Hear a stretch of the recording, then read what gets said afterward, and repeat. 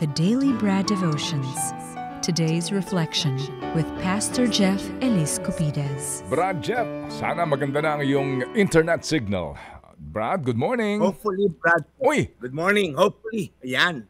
Uy. Hopefully, maganda signal dito sa Bawan, La Union. Good morning, Ted. Uy, naimbag nga daw ka na kayo mga apo.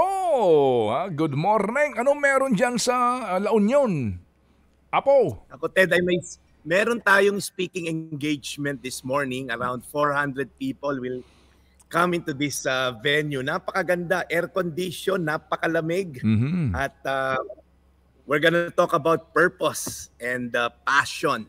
How to live life with greater sense of purpose and passion. So karamihan mga estudyante, ito ay inorganisa ng Live Media, LIV Media. So Jessamine Galera at sa iyong asawa, maraming salamat. Nandito lahat ng staffs nila, so thank you for having me. Okay, so eskwelahan yan, parang gymnasium yan, lugar mo na yan.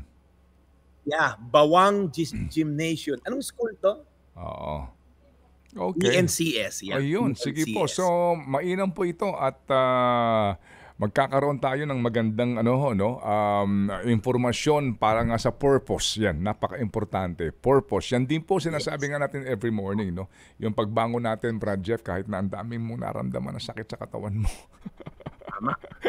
Ano yung, bakit ka bumabangon? Ba't ka bumabangon ng pagkaaga-aga? Para ho sa mga nagmamaneho ng taxi ngayon, ba't ka ba nagpapagal, di ba? Kakamaneho ng taxi. Sa mga security guard na wala na hong tulog. Pagod na ho mga uring magagawa. Ba't ka ba nagpapagal, di ba? Ano ba ang purpose ng ating buhay? Go ahead, Brad Jeff. Go ahead. Yes, Brad Ted. Nung Lunes nga, we talk about being grateful and faithful sa anumang ginagawa natin. Nakaka-encourage lang yung fighting spirit ni Leia. Alam mo, nakikinig ako sa kanya, yung lumaban sa hamon ng buhay. Suma-sideline pa raw siya, di ba? Even sa mga, yung side hustle niya sa kahit anong pwedeng trabaho, no? Sa kabila ng napakabigat na niyang trabaho. And then, ganda nung sinabi niya, gusto niya makaipon para makapag-aral. Kung hindi naman daw siya makapag-ipon, magtatrabaho daw muna siya. In short, ayaw niya maging dependent sa iba. Yung ayaw niya maging pabigat ba, Brad Ted? Bagkus gusto niyang magsipag. May nabasa lang ako, Brad Ted. Share ko lang tong isang article lang, yung Toxic Charity ni Robert Luton.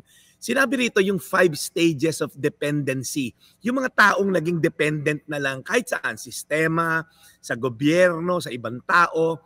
Una raw, pag naka-receive ng libre ang isang tao, merong appreciation. Pagka tumanggap ng pangalawang pagkakataon ng libre, meron ng anticipation. Ina-anticipate na yung libreng makukuha. Pag pangatlo, na gusto niya ulit ng libre, meron ng expectation. Alright? Ina-expect na niya. Una, na-appreciate niya, ina-expect na. Number 4, magiging entitlement yung nakukuha niyang libre. And then eventually, magiging dependent na siya. So from appreciation, ayaw niyang kumilos magtrabaho, nag-anticipate na, nag-expect na, and then entitled na, and then eventually nagkakaroon na ng dependency. Yan po yung mga taong hindi grateful sa mga blessing na dumarating sa buhay. Feeling nila minsan, obligasyon sila ng iba. Kung ano man po yan, either ikaw inaatang muna sa lahat, sa gobyerno, politiko, kamag-anak, kaya po dapat talaga tayo ay magsipag at maging tayo yung makapag-bless sa ibang tao at huwag lang tayo nakatungang at nakahiga. Sabi po sa Kawikaan 13:4, ang taong tamad hindi makukuha ang hinahangad. Ngunit ang taong masipag ay magkakaroon ng higit pa sa kanyang hinahangad.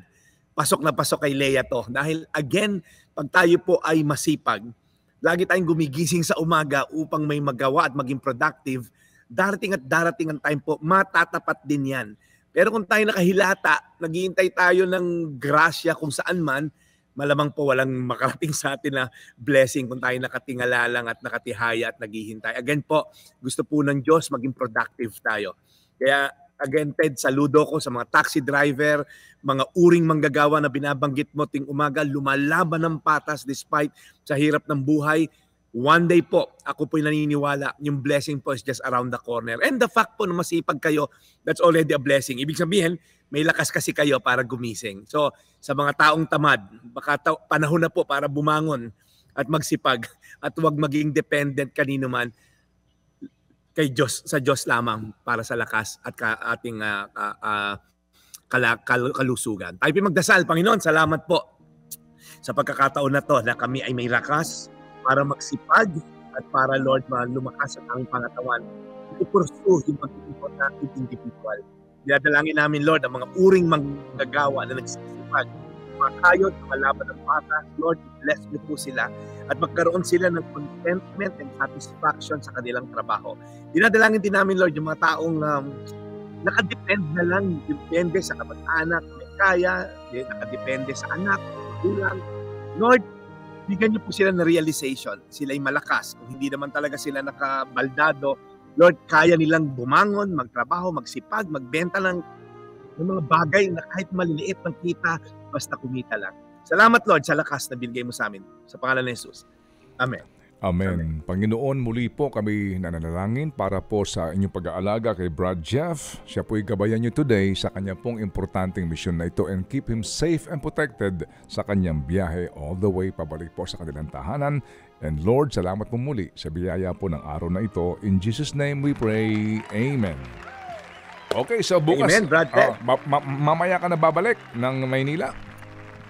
Yes, Brad Ted, balikan lang tayo. Mamayang 12, tapos na tayo. Datingan na yung mga registrants. So, pagdasal nyo rin, Brad Ted, na yung mission natin dito ay malaganap. Sige, so bukas abangan namin. Bigyan mo kami ng report dyan kung ano na ang naging resulta ng iyong napaka-importanting pagkikipag-ugnayan sa mga taga Bawan La Union. Mabuhay ka, Brad Jeff. We'll catch you tomorrow. Thank you. Ito po yung Daily Brad, your daily dose of inspiration. God bless po.